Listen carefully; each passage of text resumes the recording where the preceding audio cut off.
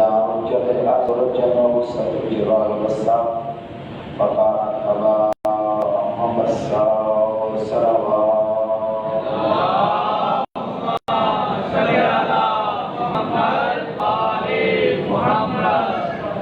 اپنی اپنی سنتوں کی قبول محبت کی باتیں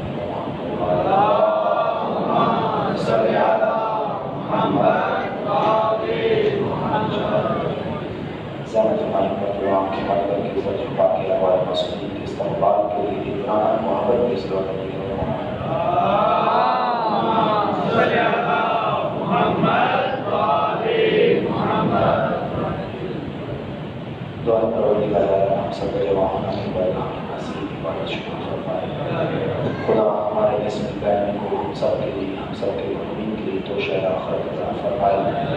خدا اپنی سے لہٰذا کے مؤمنین کی نجات کو نصیب فرمائے. جن جن آباد نے دمیں دامیں درہمیں قدمیں سوکھیں اس لیے عنوان سے ان سے پھیلا کے اہتمام حصہ دیا ہے. خدا سب کی ساری مقابلہ درگاہ میں قبول فرمائے. اپنی حاجات کی برابر کے لیے تمام قبولیت کے لیے رسول علیہ السلام کے پہلے ظہور کے لیے جمیل مومن مومنات کے فرمان کے لیے محبت کا دل دیا ہے. محمد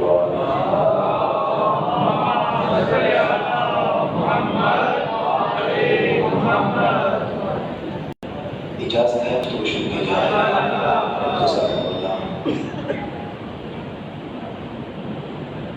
سیر و مجالس آج اور کل انشاءاللہ خدا نے توفیق دی تو پرسوں بھی انشاءاللہ آپ کی خدمت میں حاضر ہونا کروایا ہے بتوفیق خدا بند.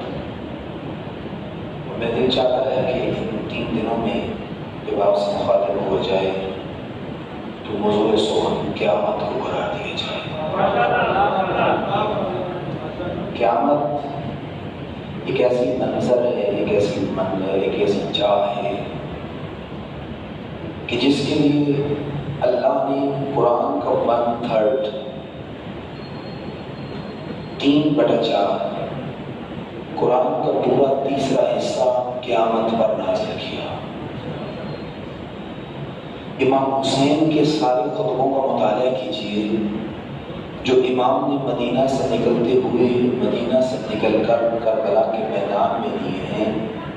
سارے خطبوں میں جا بجا قیامت کا تذکرہ نظر آئے گا. قیامت ایک مہم منظر ہے. قیامت ایک اہم منظر ہے. قیامت جس کے لیے 100 سے زیادہ نام قرآن مجید میں استعمال کیے گئے. یوم دین, یوم موعود, یوم وعید. پریشان تو نہیں ہو رہے؟ میں اکثر مجالس کے عنوان پر جب اس طرح کی گفتگو کروں تو مومن کو سہارا دینے کے لیے جملہ کہتا ہوں. موت پہ گفتگو کروں تو موت کے حوالے سے. آج چونکہ قیامت کی گفتگو ہے تو ویسا ہی جملہ قیامت کے لیے کہہ دیتا ہوں. قیامت اوروں کے لیے روز قیامت ہوگی. قیامت اوروں کے لیے روز وبال ہوگی. قیامت اوروں کے لیے ہولناک ہوگی. قیامت مومنین کے لیے جشن محشر ہے.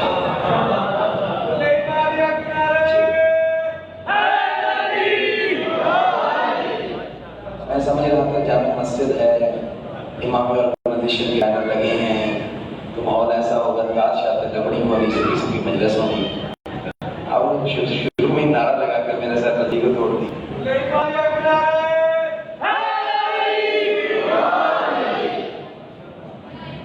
پہلے پتا ہوتا تھا میں قیامت کو موضوع نہ بناتا, لیکن اب قیامت میں بھی علی علی ہے.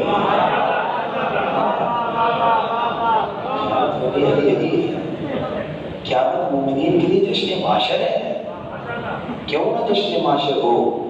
کہ جب کرسی مقام محمود پہ مصطفیٰ سجا دکھائی دے گا اور سیر اللواء علی مرتضیٰ ہوگا، جہاں ساقی کوثر علی مرتضیٰ ہوگا، جہاں نہر جعفر پر مومن ہوں گے، نہر سلسبیل پہ مومن ہوں گے۔ تو جو بھی نہیں کبھی عرض کروں انشاء اللہ کی مجالس میں آئے مہینے کو پھر اس کو لیجیے، 100 سے زیادہ نام اللہ نے قیامت کے قرآن میں گنوائے ہیں۔ لیکن توجہ کریے گا، میں نے یک لخت موضوع رخ پہ گفتگو کا موضوع چینج کیا ہے، لیکن موضوع قیامت ہی ہوگا، موضوع قیامت ہی ہوگا۔ ہمارے یہاں بھی قیامت کا تذکرہ ملتا ہے، روایات ملتی ہیں، ہمارے بھائیوں کے ہاں بھی قیامت پر روایات ہیں، مگر سوچنا سمجھنا ان کے ہاں بھی جو روایت ملے گی وہ ہمارے ہاں کے راویوں سے لی ہوئی ہیں۔ ان کے ہم قیامت پہ موضوعات نہیں ہیں، قیامت پہ کتابیں لکھی جانی چاہیے تھی نا۔ جب قرآن کا تیسرا حصہ قیامت کے موضوع پر ہے، توحید پہ کتابیں ملے گی، رسالت و نبوت پہ کتابیں ملے گی، خلافت پہ کتابیں ملے گی، معاد پہ کتابیں، بہت کم، بہت شاذ ہے کہ قیامت کے موضوع پہ کتابیں ہمارے بھائیوں کے ہاں لکھی ہوئی ملے۔ ہمارے ہاں ملے گی، برزخ میں ملے گی، معاد پہ ملے گی، میزان پہ کتابیں ملے گی، عالم حشر میں، عالم نشور پہ، ہر ایک پہ الگ الگ کتابوں کے ڈھیر لگ جائیں گے، ہمارے مکتب میں دیکھو گے۔ لیکن وہاں قیامت پہ بات کیوں نہیں ہے؟ اس لیے کہ خدا نے قرآن میں بتا دیا، کیا کہتا ہے؟ اذا واقعت الواقعہ، کہ وقوع پذیر ہونے والی وقوع پذیر ہو کے رہے گی۔ وَإِذَا وَقَعَتِ الْوَاقِعَةُ لَيْسَ لِوَقْعَتِهَا كَاذِبَةٌ، اللہ کہتا ہے اس کے وقوع پذیر ہونے میں کوئی جھوٹ نہیں۔ لَيْسَ لِوَقْعَتِهَا كَاذِبَةٌ خَافِضَةٌ رَافِعَةٌ، جن کا مقام دنیا میں گھٹایا جا رہا ہوگا قیامت میں خدا بڑھا کے دکھا دے گا۔ جن کی عظمت کم کی جا رہی ہوگی روز محشر خدا ان کی عظمت کو دنیا میں عیان کر کے دکھا دے گا۔ توجہ کریے گا، اس لیے قیامت میں کتابیں نہیں لکھی گئی، کیوں؟ ادھر قیامت آتی نظر آتی ہے، ادھر حکومت محمد و آل محمد قائم ہوتی ہے۔ اب کیا لکھے گے شافعی معاشر؟ شافعی معاشر ہوں گے تو وہ ہوگے، لواء ہوگا تو ان کے پاس ہوگا، مقام محمود ہوگا تو ان کے پاس ہوگا، حوض کوثر ہوگا تو ان کے پاس ہوگا، میزان ہوگا تو ان کے پاس ہوگا، میزان کے قریب کھڑے ہو کے شفاعت کریں گے تو یہ کریں گے۔ اب پوری قیامت کی ہر منظر میں یہی جو دکھائی دے رہے تھے۔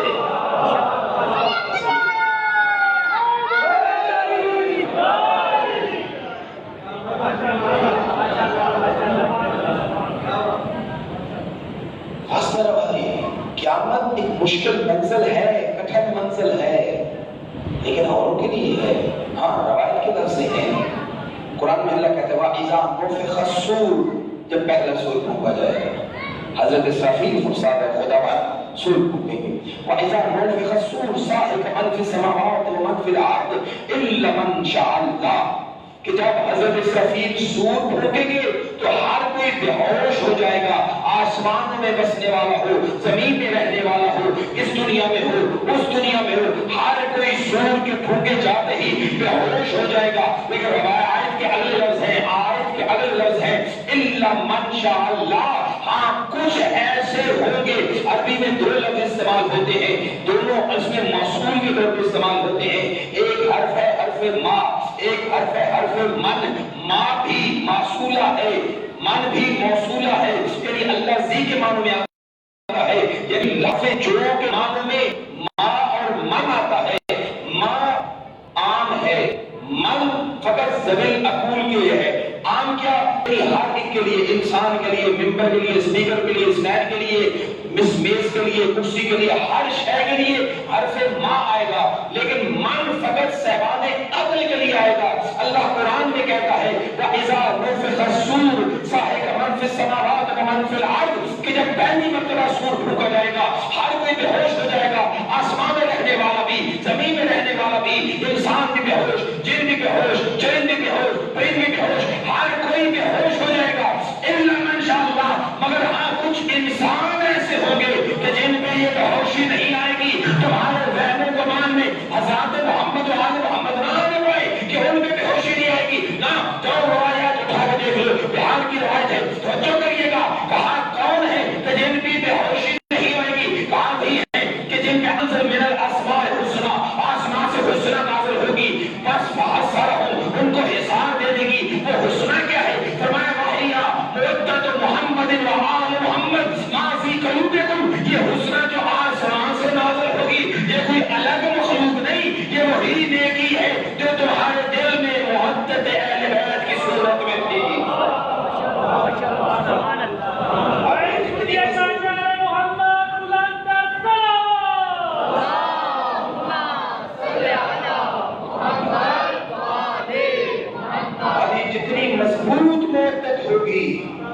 اتنی مضبوط وہ حسنہ ہوگی جو انسان کو اپنے حصار میں لے لے گی، اور جہنم کی سختیاں اس پر نہیں آئیں گی۔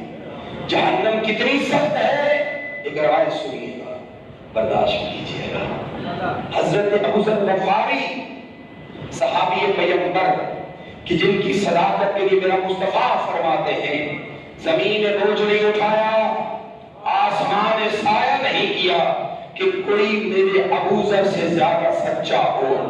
جب ابو ذر صدیق نہ ہو تو پھر اور کون ہو سکتا ہے؟ صلوات ہے محمد و آل محمد۔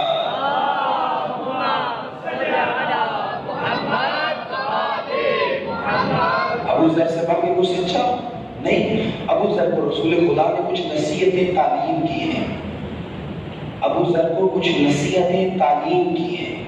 ان نصیحتوں میں سے ایک نصیحت فرماتے ہیں ابو ذر روز محشر میں جہنم کی غراٹے کی صدا سے خدا کی پناہ ہو، کارن کہ جب عالم محشر ہوگا خدا کی ساری مخلوقات محضر خدا میں حاضر ہوگی۔ ساری مخلوقات، وہ مخلوقات جو حصے انسان میں آتی ہیں وہ بھی، جو حواس خمسہ سے بالا ہیں وہ بھی، جن کے بارے میں انسان جانتا ہے وہ بھی، اور جن کے بارے میں نہیں جانتا وہ بھی، سب محضر خدا میں روز محشر حاضر ہوں گی۔ پریشان تو نہیں ہو گیا؟ سب خدا کی بارگاہ میں ساری مخلوقات حاضر ہوں گی، اور ان ساری مخلوقات میں انسان اشرف المخلوقات نظر آئے گا۔ ساری مخلوقات میں انسان اشرف المخلوقات نظر آئے گا۔ توجہ کریے گا، ابو ذر ایسی حالت میں جب ساری مخلوق خدا محضر خدا بند میں حاضر ہوگی، پہلے پیپل کلونی والوں کے سپیکر میں زور ہوا ہے، اب آپ لوگوں کو سپیکر لگوائے کچھ ہے۔ ایک سلام ہے محمد والا، اللہم صلی علی محمد و آل محمد۔ بس وہ جو میری طرف کوئی ٹھیک ہے، کیا کر رہا تھا؟ میں آگے بڑھ چکا تھا۔ ابو ذر ساری مخلوقات محضر خدا میں حاضر ہوگی، اور ایسے میں خدا حکم دے جہنم، اے جہنم غلام ڈالے، جہنم ایک آہ بھرے گی، کہاں جو ہی جہنم آلے گی اہل معاشر گھر گھر کانپنے لگے، ہر کوئی پکار اٹھے گا نفسی نفسی یا ربی ورناسیا، اور ہر کوئی بھول جائے گا اپنے اہل و یاد کو، اپنی اولاد کو بھول جائے گا، ہر کوئی کہے گا نفسی نفسی یا ربی، خدایا میں بیٹوں کو، اولاد کو، بیوی کو، زوجہ کو، اپنے بھائیوں کو، ماں باپ کو بھول کے مگر اپنے نفس کی ہر انسان بات کرے گا، خدایا میں تیرا بندہ ہوں، میں تیرا بندہ ہوں، میرے حال پر رحم کر، میرے حال پر رحم کر، میرے حال پر رحم کر۔ سارے انسان پکار اٹھیں گے، حتیٰ کہ مصطفیٰ فرماتے ہیں حتیٰ جدی ابراہیم ناصی آبدہ اسماعیل ابا اسحاق فقال یا اللہ نفسی نفسی یا ربی انا عبدکا انا خلیلکا انا نبیکا انا رسولکا انا حجتک، پروردگار میرے حال پر رحم فرما، میرے نفس کو اس عذاب سے بچا دے، اس عذاب سے بچا دے، میں تیرا نبی ہوں، میں تیرا خلیل ہوں، میں تیرا بندہ ہوں، میں تیرا خلیل ہوں، تیرا نبی ہوں، تیرا رسول ہوں، تیری حجت ہوں، امام الناس ہوں، میرے حال پر رحم فرما، مجھے بچا لے۔ کہاں اپنے بیٹے ابراہیم اپنے بیٹے اسماعیل اور اسحاق کو بھول کے کہے گا نفسی نفسی یا ربی۔ کہا اتنی سخت منظر ہوگی، اتنا سخت منظر ہوگا، قیامت میں اتنا سخت منظر ہوگا کہ ہر کوئی گھراٹا لے گی، جب جہنم تڑپ اٹھے گا، کہے گا پروردگار مجھے بچا لے، مجھے بچا لے، مجھے بچا لے۔ کہا جب یہ عالم ہوگا پھر خدا حکم دے گا اے جہنم اپنی ندا کو، اہل ایمان کا، اے جنت اپنی ندا کو اہل معاشر میں عیان کر کے، اس وقت جنت کی ندا آئے گی، اور جنت کی ندا صاحبان ایمان کے قلب میں آرام پیدا کر دے گی، قلب میں کمی پیدا کر دے گی، تکلیف میں کمی پیدا کر دے گی، ہول کو کام کر دے گی۔ اب جنت کی سزا کیا ہے؟ خدا کی قسم روایتیں جا کے اٹھا کے دیکھ لینا، جنت میں کوئی سزا نہیں آتی، وہاں کوئی زور نہیں ہے، وہاں برائی کی باتیں نہیں ہے، وہاں لفظ گفتگو نہیں ہے، لفظ گفتگو نہیں ہے، وہاں بری باتیں نہیں ہے، وہاں ایک ہی نگاہ ہے جو محمد کی زبان سے سنائی دیتی ہے۔ وہ کون سی نگاہ ہے؟ خود مصطفیٰ کہتے ہیں اتنی سارے جنت، جب مجھے معراج پہ لے جایا گیا، مجھے جنت کی سیر کرائی گئی، جب میں نے جنت کی سیر کی،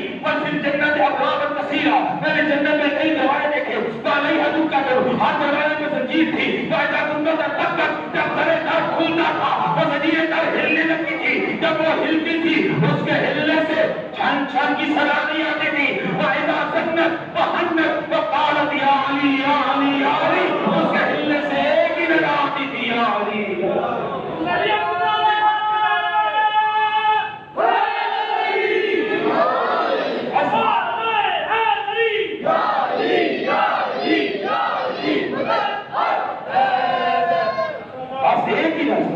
بس ایک ہی ندا آئے گی، یا علی. اور وہی ندائے جنت اللہ اہل محشر کو سنائے گا. اب وہاں پہ جن کے دلوں میں علی کی محبت ہوگی وہ تو اس ندا کو سن کے شادمان ہو کے وہ ساری پریشانی بھول جائیں گے. اور جن کو یہ صدا پریشان کرتی ہوگی وہ صدا وہاں پہ ان کی پریشانی میں اضافہ کر کے جہنم کرا دے گا.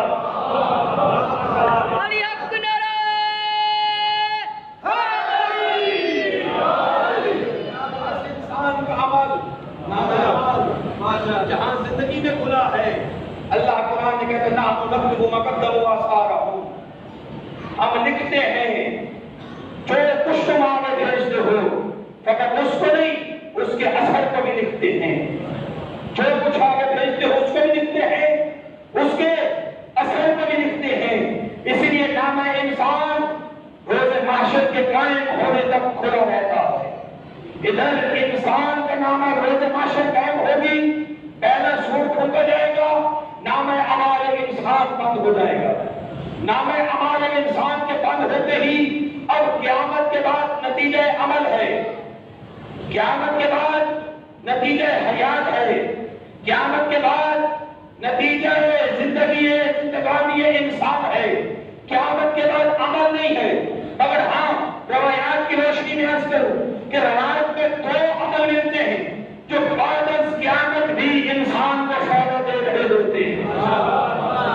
بعد از قیامت بھی انسان کو عمل کر سکتا ہے، اس کو فائدہ دے رہے ہوتے ہیں.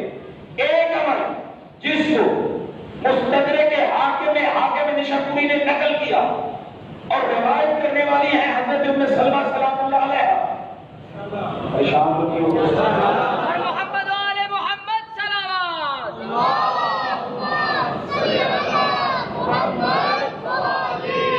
مستدرک حاکم ہمارے بھائیوں کی کتاب ہے، بہت بڑی مستدرک صحیح ہیں. صحیح مسلم اور صحیح بخاری میں جو احادیث آئی ہیں، امام مسلم اور امام بخاری میں اہل سنت کے امام ہیں. ان کتابوں میں جو روایت جمع کی ہے جس میزان پر علم درایا علم الرجال علم الحدیث کی روشنی، ان کتابوں میں وہ روایات کو جمع کی ہیں، اسی میزان پہ وہ روایت جو ان کتابوں میں نہیں آئی اور اس میزان پہ پورا اترتی ہے ان کو حاکم نشاپوری نے مستدرک میں جمع کیا، مستدرک صحیحین میں. اور اس مستدرک صحیحین کی 9 جلدیں، اس کی 9ویں جلد کا آخری باب ہے القیامہ. اور القیامہ میں انہوں نے ایک فصل مرتب کی ہے جس کا نام ہے احوال قیامت، یعنی حول کی جمع احوال، حول کی جمع. ایک حسن والا حول ہے، اس کا مطلب ہوتا ہے دائرہ. ایک 2 چشمی ہے والا حول ہے، اس کا مطلب ہوتا ہے پریشانی مشکل، اس کی جمع ہے احوال. احوال قیامت یعنی قیامت کی مشکلیں، قیامت کی پریشانیاں، قیامت کی اندورناکیاں. شام نہیں ہو رہے تو گوشت نہیں بات آپ کے ذہن میں. قیامت کی اندورناکیاں، قیامت کی پریشانیاں، قیامت کی مشکلیں، قیامت کی علام، قیامت کی تکلیفیں، احوال قیامت اس میں جمع کی ہے اس باب اس وصل. اس میں وہ ایک روایت کو 4 طرق سے لے کے آئے. جناب عوف بن عوف سید خدری سے، جناب مسیب سے اور جناب ام سلمہ سلام اللہ علیہ سے. اور جناب ام سلمہ روایت کرتے ہیں فرماتی ہے رسول خدا مسجد نبوی میں سورہ تکویر کی تفسیر بیان کر رہے ہیں. سورہ تکویر قرآن مجید کا 50واں سورہ ہے، 85 نمبر. جا کے گھر میں پڑھیے گا، بہت چھوٹا سا سورہ ہے، 5 منٹ میں پڑھ لیں گے آپ. ترجمہ پڑھیے گا، عربی میں شبد پڑھیے گا، ترجمہ جا کے پڑھیے گا. اللہ نے قیامت کی منظر کشی کی ہے کہ قیامت میں کیا ہوگا. وَإِذَا الشَّمْسُ كُوِّرَتْ، بسم اللہ الرحمن الرحیم. وَإِذَا الشَّمْسُ كُوِّرَتْ، جب سورج اپنی توانائیاں کھو بیٹھے گا. وَإِذَا النُّجُومُ انْكَدَرَتْ، جب سیارے ستارے ٹکرانے لگیں گے. وَالْبَحْرُ سُجِّرَتْ، جب سمندر بچھا دیے جائیں گے. جب پہاڑ بچھا دیے جائیں گے، یہ اجرام پھل کی گھنٹی ہوئی کی مانند ہوئے، انسان پرانوں کی طرح اس میں کبھی ادھر لپیٹے کھا رہے ہوں گے۔ جب رسول خدا روایت کہتی ہے یہ بیان کر رہے تھے تو رسول خدا پر یہ چہرے انور پر دیکھنا بھائی میری طرف، میری یہ مجبوری ہے، بزرگ ہے جوان ہے جو بھی ہے دیکھنا بس میری طرف، چہرے انور مصطفیٰ پہ 2 ہو 10 ہو کا فرق نہیں پڑتا، 20 ہو 100 ہو فرق نہیں پڑتا، ہزاروں ہو فرق نہیں پڑتا، 10 ہو لیکن توجہ سے ہو تو کافی ہے، ہزاروں سے بہتر ہے۔ اور آپ جتنے بھی ہیں ماشاءاللہ سارے ستھرے صاحب اور سب متوجہ ہیں، کچھ 1-2 دوست ہیں جو ادھر ادھر دیکھتے ہیں، آپ ادھر ادھر نہیں دیکھیں گے، آپ ادھر ادھر دیکھنا خود میرے ذہن کو منتشر کر دیتا ہے۔ ایک ذہن میں پتہ نہیں کتنے باپ کھل رہے ہوتے ہیں، ان باپ میں سے اس کو ٹک کر کے باپ کو آپ کے سامنے بیان کرنا ہوتا ہے، تو بس پھر وہ ذہن ڈسٹرب ہو جاتا ہے، بات ادھر سے آگے چلی جاتی ہے۔ بہت شکریہ۔ کیا مطلب آپ کا رسول سورہ تکویر کی تفسیر پہ ہم کر رہے تھے، حضرت ام سلمہ روایت کرتی کہ رسول خدا نے جب سورہ تکویر کی تفسیر بیان کرنا شروع کی، وجہ رسول انور پر، وجہ تخلیق کائنات پر، خوف خدا سے زردی تاری ہوئی، ادھر چہرے انور مصطفیٰ پر، دنائے قل پر، عقل سبل پر، نطق اول پر، طہار یاسین کے وجہ مقدس پر، جب خوف خدا سے زردی تاری ہوئی، اصحاب پیغمبر کے ابدان میں لرزہ پیدا ہوا، ادھر جب اصحاب پیغمبر کے ابدان خوف خدا سے لرزنے لگے، سلیمان نے یہ منظر دیکھا، سلیمان محضر مصطفیٰ میں کھڑے ہوئے اور کہا یا رسول اللہ، جب روح کا عالم ہوگا، جب روحیں لرز رہی ہوگی، چہرے بدل رہے ہوں گے، آنکھیں پھٹ رہی ہوگی، دل دھڑک رہے ہوں گے، روحیں کانپ رہی ہوگی، بدن کانپ رہے ہوں گے، یا رسول اللہ اس مشکل گھڑی میں کوئی ایسا عمل ہے کہ انسان وہ عمل بجا لائے تو بے چین روحوں کو چین آ جائے، بے قرار دلوں کو قرار آ جائے، اتنے ہوئے چہروں کو مسکان آ جائے، پھٹی ہوئی آنکھوں میں ٹھنڈک آ جائے، کہاں سے نہ اس لمحے میں بھی اگر کوئی ہم محمد و آل محمد کا درود پڑے گا، اللہ ہر مشکل کو سماعت کر دے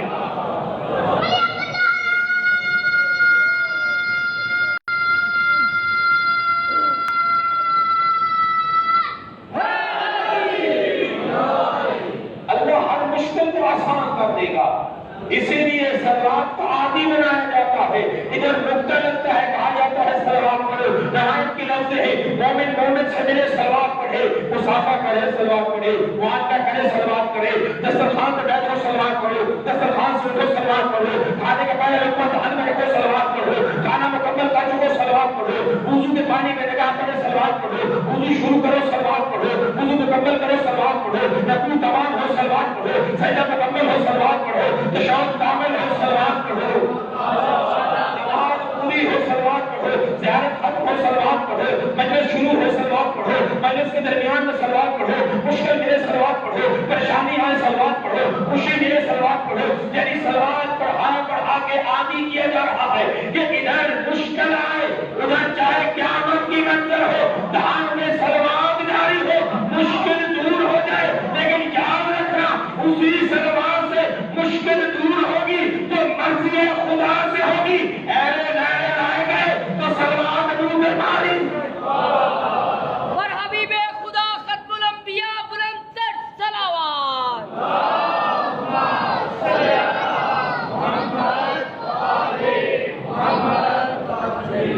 اور دوسرا لوگ قیامت کے بعد رحمت خدا سے امیدوار رہنا۔ وہ تو آپ نے سنا ہے نا علماء و ذاکرین سے، علماء سے اس روایت کی، اس آیت کی ذیل میں تفسیر میں کہ وہ کفوہم انہم مسئولون، کہ کچھ لوگ ہوں گے نمازیں پوری، روزے پورے، زکاتیں پوری، عبادتیں پوری، حج پورے، اور وہ اسی گھمنڈ میں اپنے اعمال کو لوال کر، نیکیاں زیادہ سامنے دیکھ کر، گناہ کم دیکھ کر جنت کا رخ کریں گے، جنت کے دہانے پہ پہنچ چکے ہوں گے، ادھر خدا کی ندا آئے گی، وہ کفوہم، علامہ جلال الدین سیوطی کہتے ہیں اللہ کہے گا روکو ان کو، انہم مسئولون عن ولایت علی بن ابی طالب، ان سے علی کی ولایت کا سوال ہونا باقی ہے۔ اگر سوال کے جواب میں علی رضی اللہ موجود ہوا تو ساری عبادتیں قبول ہو جائیں گی، اگر نہ ہوا تو عبادتیں رد کر دی جائیں گی۔ اب عدالت خدا کا تقاضا یہی ہے، ادھر جنت کے دہانے میں آنے والوں کو روکا گیا، ادھر کچھ لوگ ہوں گے ان کے اعمال میں کمیاں ہوں گی، نماز کبھی کبھی گھسٹی لگا گئے ہوں گے، روزے کبھی کبھی پی گئے ہوں گے، لیکن دل میں محبت اہل بیت ہوگی، کوئی گناہ کبیرہ بندے میں نہ ہوگا، بس اعمال کی کمی کے سبب جہنم کے دہانے تک ان کو اللہ کے روزے جہنم گھسیٹ کے لے جا رہے ہوں گے، ان کو جہاں تک کہ جہنم کی نبی سنائی گئی ہوگی، ادھر وہ مڑ مڑ کے پیچھے دیکھیں گے، جہنم کے دروازہ کھینچ کے جہنم کی طرف جائے گا، وہ مڑ کے پیچھے دیکھے گا، جہنم کے دروازہ کھینچے گا، وہ پیچھے دیکھے گا، جب وہ جہنم کے دہان پر جائے گا اللہ وہی فرمائے گا وہ ان کو روکو، میں نے اس سے سوال کرنا ہے۔ اب عدالت تقاضا عدالت خدا بند ہے، ان سے بھی سوال ہوا، یہ پیچھے مڑ مڑ کے کیا دیکھتے ہو؟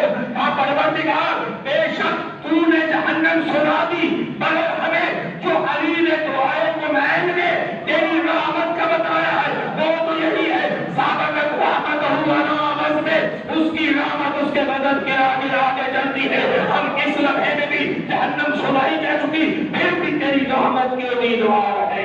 آواز پروردگار ہے کہ فرشتوں ان کو جہنم کے دہانے سے واپس جنت کی طرف بھیج دو، جو اس لمحے میں بھی میری رحمت کا امیدوار ہو، مجھے شرم آتی ہے کہ میں اس کو جہنم میں ڈال دوں۔ علی حق کے نعرہ حیدری، ایسے دونوں ہاتھ اٹھا کر لے گئے ذرا نعرہ حیدری۔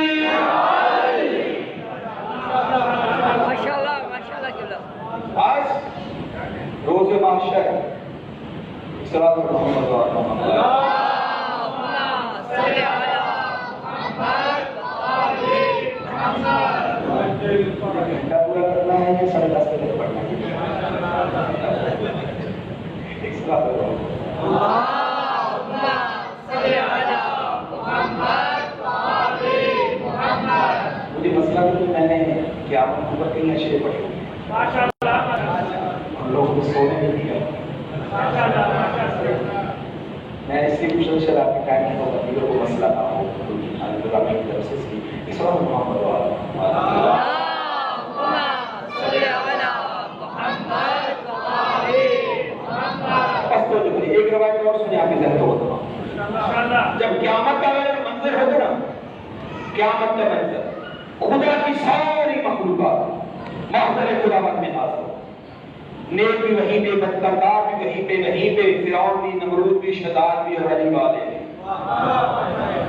دشمنان اہل بیت بھی، محبان اہل بیت، خدا کے نیک و صالح بندے بھی، خدا کی بدکردار و بدعمال بندے بھی، حتیٰ کہ چوپائے وحوش سب اسی میدان میں حاضر ہیں۔ روایت کی لفظ ہے فقط وہ مخلوق نہیں جو حواس خمسہ میں آتی بلکہ حواس خمسہ سے بالا مخلوقات، وہ مخلوقات بھی جو تصور انسان سے بالا ہے۔ کیسی کیسی مخلوقات ہیں انسان سوچ بھی نہیں سکتا۔ ابھی بھی روزانہ کی بنیاد پر 10 نئی مخلوقات دریافت ہوتی، جو ریسرچ پانی کے کریں اور آبی مخلوقات کے، ان کو 10 آبی مخلوقات روزانہ نہیں ملتی، نئی نسل کی مچھلیاں، نئی نسل کے سپونگلے، جو ہے دوستوں ماشاءاللہ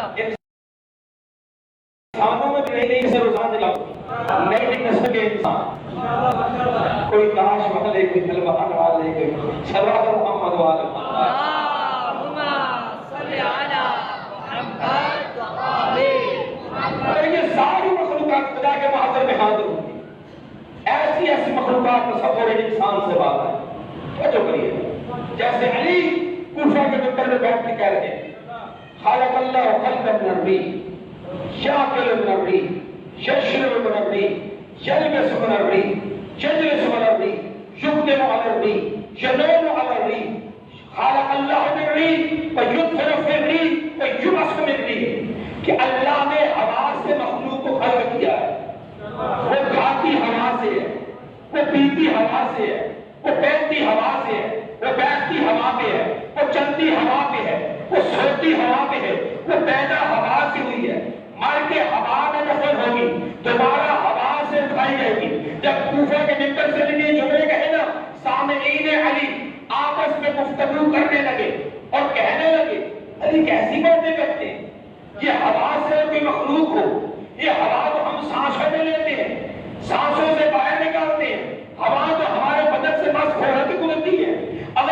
ایسی مخلوق ہو تو کوئی مخلوق ہماری سانسوں میں کبھی پھنسی نہیں، ہماری بدن سے کبھی ٹکرائی نہیں، یہ کیسے ہو سکتا ہے کہ ہوا سے مخلوق ہو، ہوا میں رہتی ہو، ہوا سے کھاتی ہو، ہوا سے پیتی ہو، ہوا میں چلتی ہو، ہوا میں سوتی ہو، ہوا میں بیٹھتی ہو؟ ہم نے تو کبھی مخلوق محسوس نہیں کی۔ جب لوگ آپس میں چاہ مکڑیاں کرنے لگے نا تو تبسم علی بن ابی طالب، علی ممبر کوفہ پر مسکرائے، فقال، علی نے کہا واللہ خدا کی قسم جس کے قبضہ قدرت میں علی کی ذات ہے، انا جالس بینہم، جب علی ان کے مابین بیٹھا ہوتا ہے، ویقال، اور علی کہتا ہے خلق اللہ خلق من التراب، اللہ نے مٹی سے مخلوق کو خلق کیا ہے، یا خلق وہ کھاتی مٹی سے ہے، وہ پیتی مٹی سے ہے، وہ بہتی مٹی سے ہے، وہ بہتی مٹی میں ہے، وہ سوتی مٹی میں ہے، وہ چلتی مٹی میں ہے، وہ پیدا مٹی میں ہوئی ہے، ہر کے مٹی میں نظر ہوتی ہے، روز معاشر مٹی سے اٹھائی جائے گی، یہ تکلمون کما تتکلمون، وہ بھی ایسے ہی سرگوشیاں کرتے ہیں جیسے سبحان اللہ، سبحان اللہ،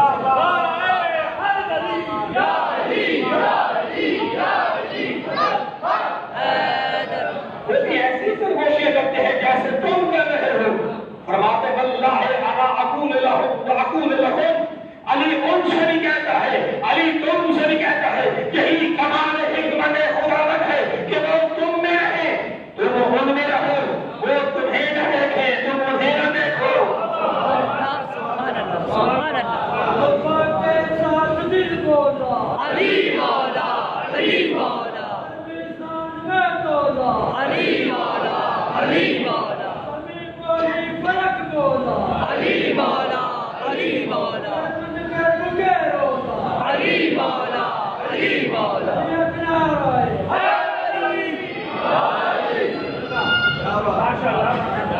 بس یہ ہوا کیا ہے؟ مادہ ہے۔ یہ انسان کیا ہے؟ مادہ ہے۔ ہوا سے خلق ہونے والی مخلوق، مٹی سے خلق ہونے والی مخلوق کے مابین رہتی ہے، مادہ سے خلق ہونے والی مادہ میں نہیں دیکھ پاتی، مٹی سے خلق ہونے والی مخلوق کے درمیان ہوا سے خلق ہونے والی مخلوق رہتی ہے، مگر مٹی سے خلق ہونے والی مخلوق ہوا سے خلق ہونے والی مخلوق کو نہیں دیکھ پاتی، یعنی مادہ سے خلق ہونے والی مادہ سے خلق ہونے والے کو نہیں دیکھ سکتی۔ تو پھر یہ تعجب نہیں ہونا چاہیے کہ جب ہم کہیں مجلس شبیر کی صدارت سرپرستی مادی فاطمہ کرتا ہے، وہ نور کی مخلوق ہے، وہ نوری مخلوق مادہ میں آئے اور چلا جائے، خبر بھی نہ ہو تو یہ عین حق ہے۔ ماشاءاللہ، ماشاءاللہ، محمد غلام صلوات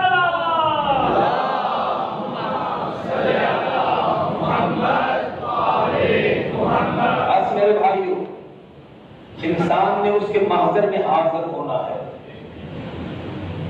خدا کی بارگاہ میں۔ تیرا ایمان کہتا ہے بچو اس وقت سے جب وہی منصف ہوگا جو کہ گواہ بھی ہے، انصاف کرنے والا بھی اللہ ہوگا، گواہ بھی وہی خود ہوگا۔ اگر انسان فقط یہی ذہن میں سوچ پیدا کر لے کہ وہ دیکھ رہا ہے تو انسان کسی لمحے اس کے بارگاہ میں جسارت نہ کرے، اس کے سامنے سینہ چوڑا نہ کرے۔ یہ انسان کی حص ہے، اگر انسان کو پتہ چلے نا گناہ کرتے ہوئے کوئی دیکھ رہا ہے، فوراً گناہ سے ہاتھ کھینچے، اور پھر وہ مالک مختار کے اوپر اگر ایمان کامل ہو جائے کہ وہ دیکھ رہا ہے اور روز معاشر میں اسی کی بارگاہ میں پیش ہونا ہے۔ اگر جان یہ بات بالکل صحیح نہیں ہے کہ ہم کہیں کہ چونکہ جی انسان میں اس لیے غلطی ہو گئی، نہ نہ نہ، یہ خدا پہ نقص لازم آتا ہے۔ کہتے ہیں جی خاکی مخلوق میں اس لیے غلطی ہو گئی، انسان فقط خاک سے نہیں بنا ہے، انسان 4 عناصر سے مل کے بنا ہے۔ ماشاءاللہ، میں پریشان یہ باتیں کر رہا ہوں، اور اس کے بعد کپسول دوں گا ضرور جو میں نے روک لیا ہے، لیکن کپسول کو نارم کی چھتی سلوار میں آنا ہے۔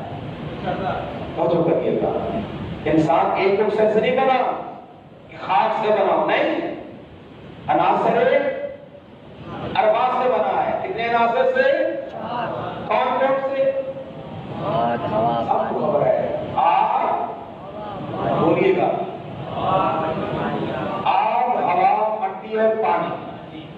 4 عناصر سے مل کے بنا ہے، ہوا، پانی، آگ اور مٹی سے۔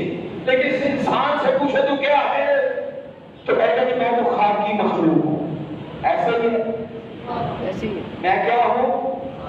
خاکی مخلوق ہوں۔ میں کیا ہوں؟ خاکی مخلوق ہوں۔ کبھی اس انسان سے کہو نا کہ یہ انسان کہے کہ میں ناری مخلوق ہوں، بھئی آپ بھی تو اتنی ہے نا تیرے وجود میں، کہے کہ میں ناری مخلوق ہوں۔ نہیں، یہ انسان نہیں کہے کہ میں ناری مخلوق ہوں۔ چلے ناری نہیں کرواتا نہ کروائے، کہے کہ میں آبی مخلوق ہوں، نہیں کہے گا نہیں آبی نہیں، میں خاکی مخلوق ہوں۔ بھئی بنا آگ بھی اتنی ہے، پانی بھی تیرے اندر ہے، مٹی بھی ہے، اچھا چلو نہیں کہتے کہے ہوائی مخلوق ہوں، وہ تو بالکل نہیں کہتے میں ہوائی مخلوق ہوں۔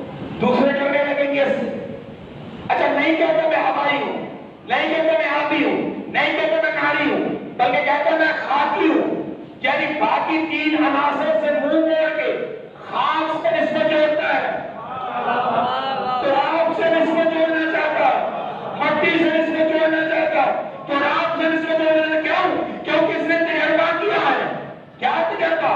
کہا کہ اگر بیج کو، تخم کو پانی کے سپرد کرو تو وہ تھپیڑے میں اٹھا دیتا ہے، واپس نہیں کرتا۔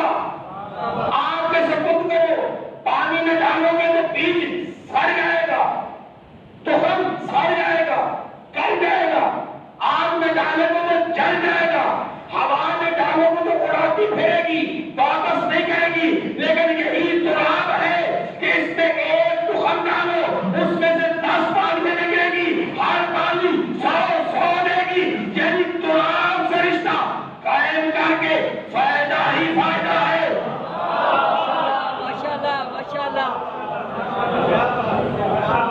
اور اس لیے انسان باقی 3 عناصر سے منہ موڑ کے کسی سے رشتہ جوڑنا چاہتا ہے۔ کیوں؟ اس کو پتا ہے دنیا میں بھی تراب نے کام آنا ہے، آخر میں ابو تراب نے کام۔ علی حق نعرہ حیدری، ماشاءاللہ ماشاءاللہ۔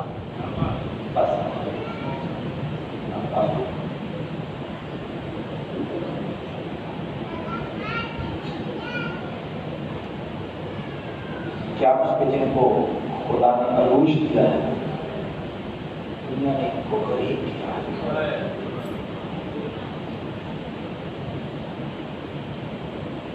ماشاءاللہ آپ نے فضائل میں بڑا خوبصورت سنا، توقع سے ذرا سنا، کوشش کرتا ہوں مسائل غریب نہ بھی سننا، کوشش کرتا ہوں ایک آنسو بھی نکل آئے بخشش کا سما ہو جائے۔ آنسو نصیب کی چیز ہے، آنسو نہ آئے ہائے ضرور کر دینا، آہ ضرور کر دینا، تاکہ حسین کے غم میں رونے والوں کی شکل بن سکے۔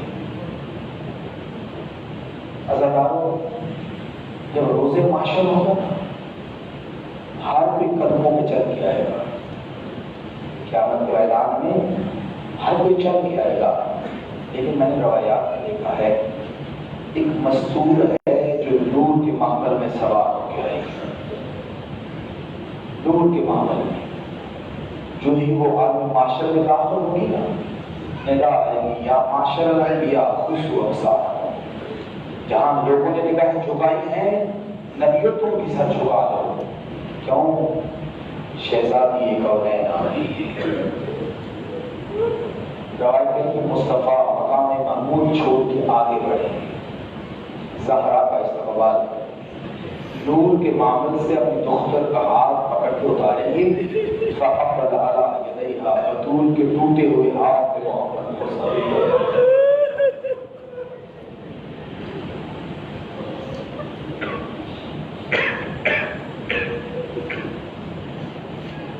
اس وقت سوال کریں گے رسول خدا، یا بکو یا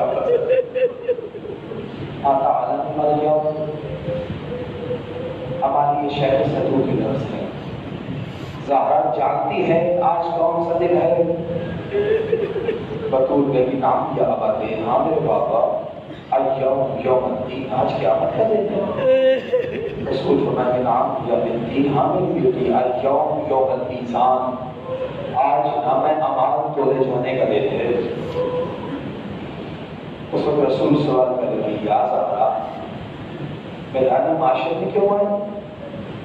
کہا بابا اس لیے کہ میزان کے قریب ہو جاؤں اور حسین غم میں رونے والوں کی شفاعت کر۔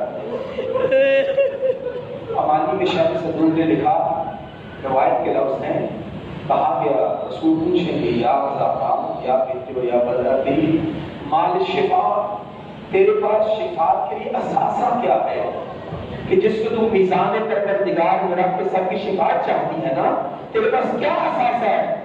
روایت کے لفظ بتا رہے میرے بنائے ہوئے نہیں، ہماری میں شیخ نے نقل کیا، خدا کی قسم دل پھٹ جاتا ہے۔ عزادار البتول کہتی یا عبدے بالشفا کافی یا لجنان مقتوبتان لشفا، بابا شفاعت کے لیے میرے پاس دو قیمتی موتی ہیں جن کو میں میزان عدل میں رکھ کے اپنے حسین کے رونے والوں کی شفاعت کرواؤں گی۔ کہا بیٹی زہرا وہ دو قیمتی موتی کیا ہے؟ کہا یدان مقتوبتان ببارد العباس، وہ میرے عباس سے کٹے ہوئے بازو ہیں جن کو میں میزان پروردگار میں رکھ کے حسین کے غم میں رونے والوں کی شفاعت کرواؤں گی۔ میں کہا کرتا ہوں بیوی کتنا مال ہے تجھے عباس کے بازو، جن بازوؤں کے صدقے میں ساری امت کی شفاعت کروانے جا رہے ہیں۔